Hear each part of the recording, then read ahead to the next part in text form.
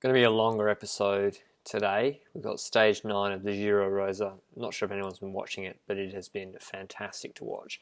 And this was another tough mountain top finish. There's another tough mountain top finish in stage 10 tomorrow. And Team Sunweb leading out for Lucinda Brand. So this stage was flat for about 150 kilometres, maybe more. And then false flat for a fair amount of time, up maybe 30-40 kilometres, up to about 500 metres elevation. And then a 4%, 5% climb for about 9 kilometres, and then steep pitch climb. And here we have the Giro Rosa, Annemiek van Vleuten, with Amanda Spratt, her teammate, behind her. Once this is pitched up to about, I think this is 5% gradient. It looks a bit steeper given the way she's out of the saddle. I think this is more 7-8%. Van Vleuten went long on this climb, and there's only one other rider that could go with her. Interesting tactics from Mitchelton Scott to have, like in men's cycling, you very rarely see this. You think of Geraint Thomas, Chris Froome, Bradley Wiggins, Chris Froome. The domestique leads out the team leader, and you can see the destruction at the back of the peloton the minute Van Vleuten put on that hurt. This must be 8% gradient, maybe steeper, given the cadence some of these girls are riding at. But yeah, unusual to see the Maglia Rosa leading out Amanda Spratt.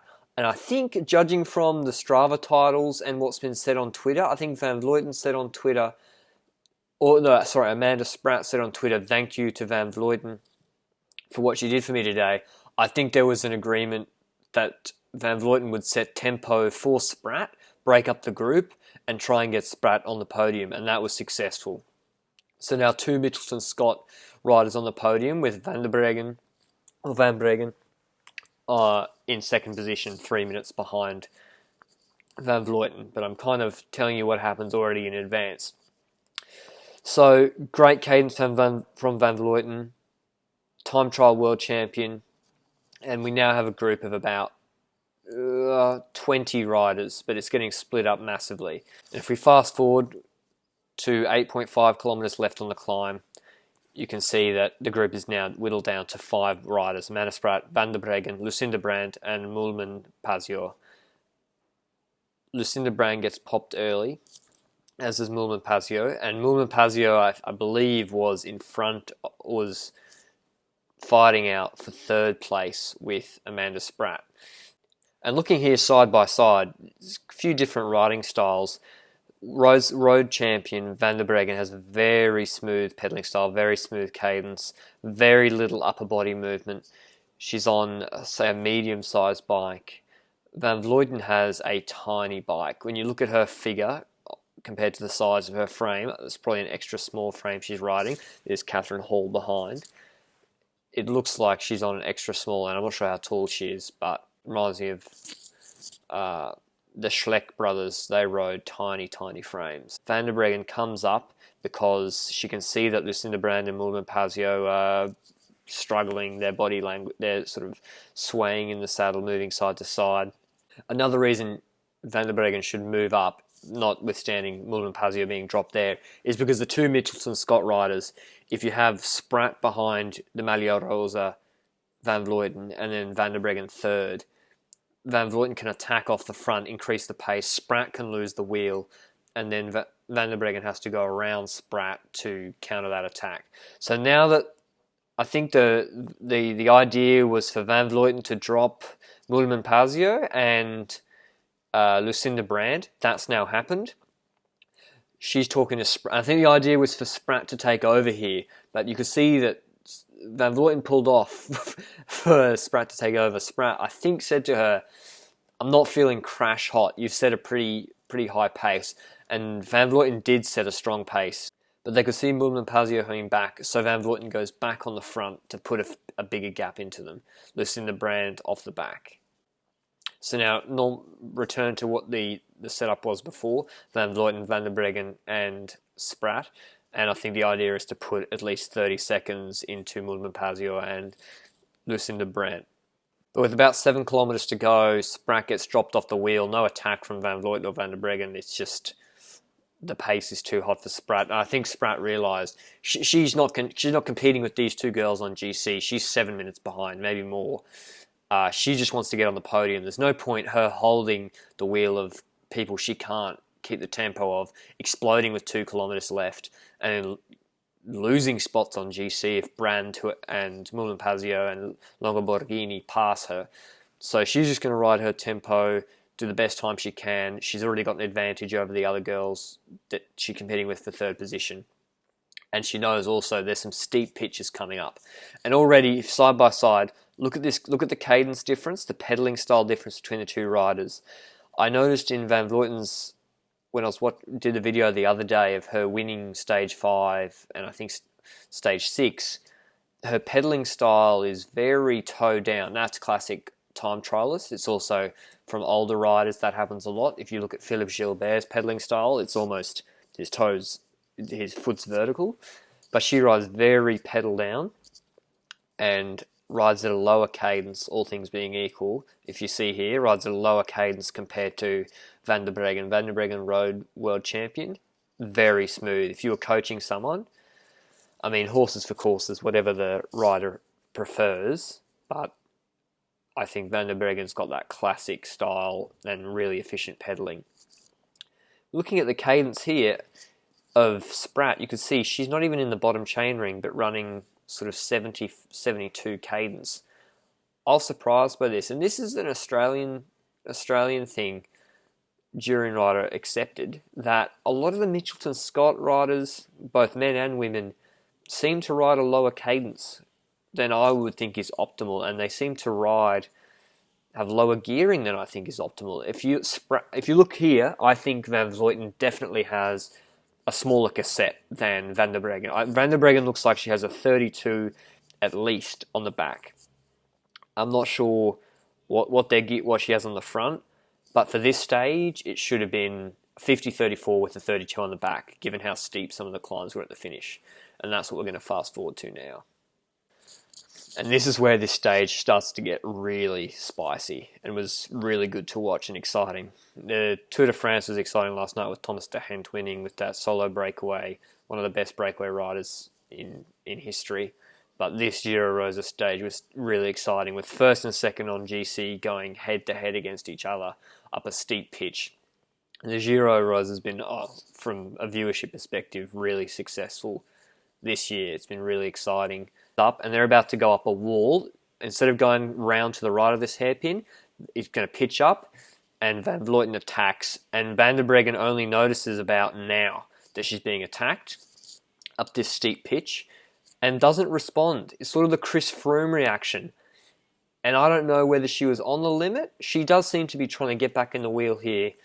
But I don't know if she was on the limit and thought, I can't go straight onto your wheel, or the Team Sky Ineos model with Chris Froome, which is, I know you're riding at a power that is unsustainable. I'm just going to ride at my threshold, and if my threshold is good enough, I'll catch you. If Van Vleuten, your threshold's too high, then you're too good on the day. But this wall, I'm not sure if there's any Australian riders watching, but this reminds me of Mount Tomowin. When you go off Currumbin Creek Road on the Gold Coast, Mount Tomowin, you turn up and the climb starts with an 11-12% pitch. I don't think it's quite this steep, but it's very nasty, and the view is pretty good as well to the left. And then it levels off and then gets steep again, up over the border down to New South Wales, to Millwillenbar. But here you can see Van Vleuten got the jump on Van der Breggen. She had the momentum to go past her, but I wouldn't say she's put a definitive gap into Van der Breggen. And I think her cadence, that looks to be about 75 cadence, maybe 70 cadence, whereas Van Vleuten is really grinding, and you see the way her body is moving side to side. Mitchelton Scott, team mechanics, I don't know, were they too lazy to put on a 50-34 with a 32, or is she in a 34-32? I've asked them on Twitter. No response yet to the Lanterne Rouge, but I don't understand why people are gearing in professional cycling in a non-optimal fashion. I don't disagree with people when they say some people prefer to spin, some people prefer a lower cadence. I agree. Some people prefer 85 cadence in a time trial. Some people prefer 100. Bradley Wiggins, our record, 100 cadence and above. But you can't tell me that Van der Breggen, her cadence right now, that feels easier on the legs for everybody compared to what Van Vleuten is doing right now. Unless you're Contador and you got like litres of EPO, oh, is EPO a liquid? Unless you're Contador, which Van Vleuten kind of is, the female Contador, riding with that lower cadence does not make the legs feel good, and that's borne out by her face. I think Van Vleuten is way fitter and stronger than Van der Breggen. I think Van Vleuten should have beaten Van der Breggen on this stage. But if you run a non-optimal cadence and you're forced to ride a 28 cassette with a 39 up front or a mid-compact with a 36 up front, and you have to grind every steep pitch, so you have a choice. You either grind the steep pitch and keep at 65 cadence and keep your power level, which is what time trialists would traditionally do, or you want to keep your cadence level because grinding like this sucks, and you keep your cadence at 80, but then your power spikes over every pitch. So you're damned if you do or damned if you don't. Versus Van der Breggen, if you're just able to drop the gear down, keep the cadence the same, keep the power the same, you have the best of both worlds. And you can see here, yes, this is probably so steep that a 34-32 isn't going to help too much, but maybe Van der Breggen's able to get through this section marginally easier, keeping her heel to the ground 75 cadence versus this 60-58 cadence with Van Vleuten zigzagging across the road. I think this is like 16%. I looked on this on Strava on the stage. And I think Van Vleuten is putting out more, maybe not, even if they're putting out the same wattage, I'm not sure if you have a power meter, it's hard for a power meter on your Garmin to really explain how disadvantageous it is to be undergeared. Because even if these two are putting out the same watts per kilo, which they probably are because the gap of 8 to 10 seconds was staying the same, which I was surprised by because Van der Breggen looks in epic shape. Her upper body's not moving too much. She looks locked in. Her cadence is good. Van Vleuten's swaying all over the place. And the gap's 10 seconds. But even if they are keeping the same watts per kilo, the watts per second per kilo that they're putting out, or per microsecond, has a much bigger sort of wave in, or spikes. So Van Vleuten's, her spike, if you look at the sort of a heat map of where her pedal power is being put down, is quad dominant on from 12 o'clock, I'm not sure if this reverses the camera, from 12 o'clock to 6 o'clock, she's pushing down using her weight and trying to get over that gear, drops her sunnies. And then for the hamstring pull-up, she's using less power because, I don't know, if when you're riding a lower cadence, you're like pushing with both legs, and she's using her upper body to push each leg down. And that's meaning that each sort of pedal stroke, her power is going like that. Rather than Van der Breggen, when you're smoothly pedaling with hamstring and quad each working in harmony, the power is much flatter. And that allows you to be fresher at the end of the climb. It allows you to not build up with sort of horrible lactic acid and fatigue metabolites, whatever they are. And, I mean, spot the difference here. Which rider do you think is looking in better shape? And I know Van Vleuten's going to win this Giro Rosa, regardless of what happened on this stage, and provided that she does okay on stage 10 tonight. But this is not Mitchelton Scott DS. Like, you have to be doing what is optimal for the rider for each stage. And what's optimal is A, winning the stage, but B, even if she does lose the stage, there's a mountaintop finish tonight. Van Vleuten's had stage 5 hard win. She then, although speaking of non-optimal, why has Van der Breggen got, maybe because there's 10 minutes left, but why has she got a water bottle going up at 18% pitch? Michael Rasmussen would be furious for that. But half the Movistar male team seem to want to bring 2 full bidons up to sort of 2,500 meter mountaintop finishes. But anyway, if you're the DS for Mitchelton Scott, you don't want Van Vleuten's legs taking a massive battering of grinding up a hill at 60 cadence, and look at the suffering she's going through before another mountaintop finish. What if Van Vleuten bonks massively tonight? It's happened to other riders, especially in the Mitchelton Scott team before. Esteban Chavez, I think, in the Giro. I can't really remember. I know that was it Esteban Chavez in the Nibali year where Nibali got that good stuff before the last 3 days. But it seems to be the case that like these Australian trained riders, like Esteban Chavez and Van Vleuten's in an Australian team, they're fading at the end of the tour or whatever of the Grand Tour they're in. And that's, well, one of the reasons would be, I would say, if Van Vleuten had a really bad night tonight and Van der Breggen was fresher, would be that she's just had to grind up this hill at 65 cadence. And I know if you go to her Strava, which I'll show you at the end of this video, the average cadence for a lot of these sections is 75, 80 or so. And I think she's doing 80 cadence right now. But the power is, she's left the power off right now. She's not doing the same power she was up that hill. Van der Breggen seems to be keeping the power a lot more constant.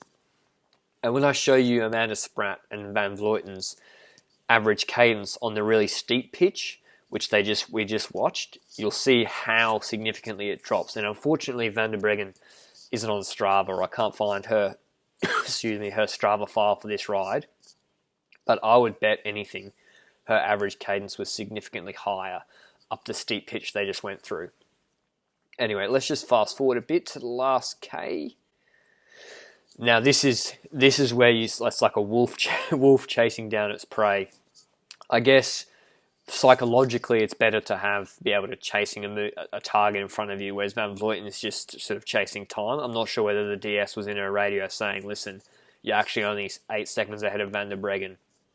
But I actually think this was a missed opportunity for Van der Breggen to put a minute into Van Vleuten, maybe a minute and a half, and really make tonight's stage interesting.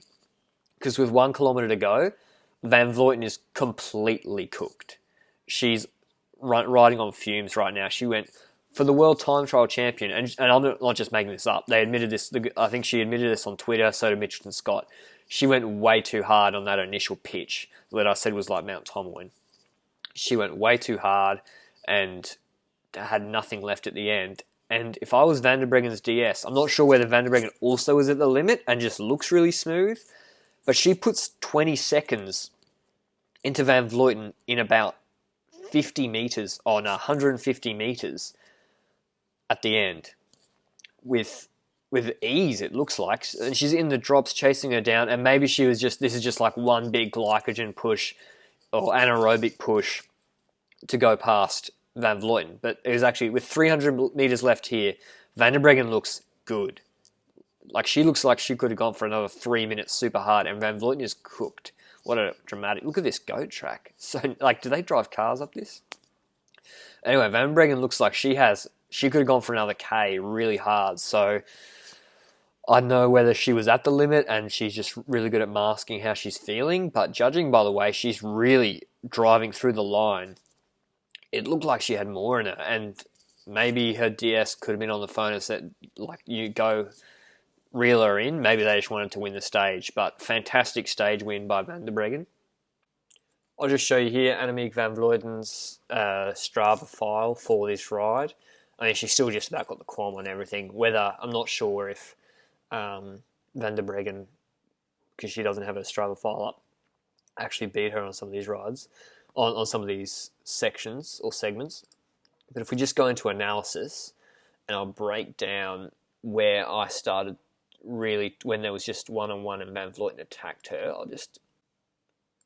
just dragging to see where Van Vleuten attacked. The average speed significantly goes down to about 13, 12 k's an hour.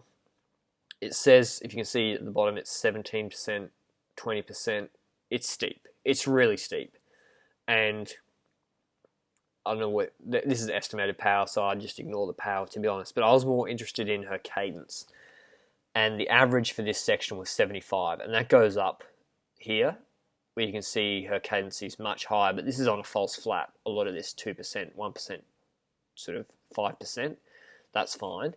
But on this steep bit, 67 cadence, 70 cadence, drops down to 58 for a bit, 56, really grinding, and then this sustained section here of below 70, significantly below 75 cadence, and below 60 for a lot of the time.